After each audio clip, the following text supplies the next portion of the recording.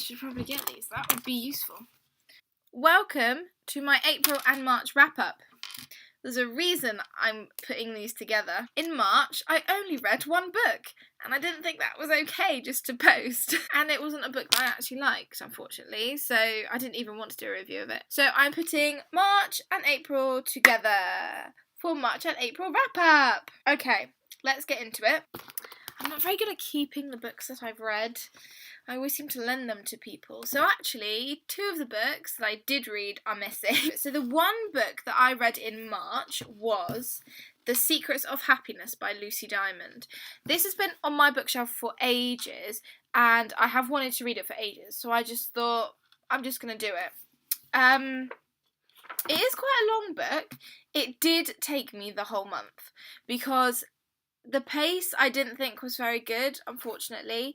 The story was interesting right at the start, then it dropped a little bit, and then it gradually made its way back up. I think I just have very high standards. So this was March. Swiftly moving on. In April, I read a total of 5 books, which was amazing for me, but 3 of them are very short. This doesn't really count. So, I read, let's start with this one. I read the numeracy skills test and the literacy skills test, which my friend has, both in the month of April. I am going to train to be a teacher next year, and to do that, I need to pass the maths and literacy skills tests. So these books are helping me do that, helping me revise. And I'm going to count it as reading the whole thing, because I did read the whole thing, even though some of it is data and numbers related. It still counts. I read the whole book. The next book that I read was A Perilous Journey by B.S. Hornigold. Now, this book was actually written by my cousin, who is not B.S. Hornigold, but that is his pen name, so we'll go with that. This is a story of an adventurer. It is a thriller, one of, I hope, a series, because I hope he writes more. It is about B.S. Hornigold. He is the person who you're reading about.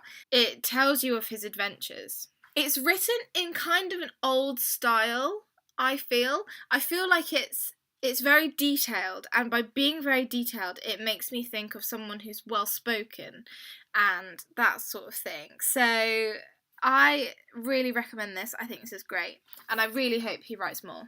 The next book that I have got with me was Dear Amy. Now, I read this very recently, finished it very recently, and it was brilliant. It did take a while to get going, but once you get to the last 150 pages, you cannot put it down. It is gripping. It's really, really good. Basically, it's about a woman called Margot who writes the Dear Amy advice column for her local newspaper. She gets a letter through the post from a woman who was kidnapped 20 years ago. She doesn't know if the letter's real or not, but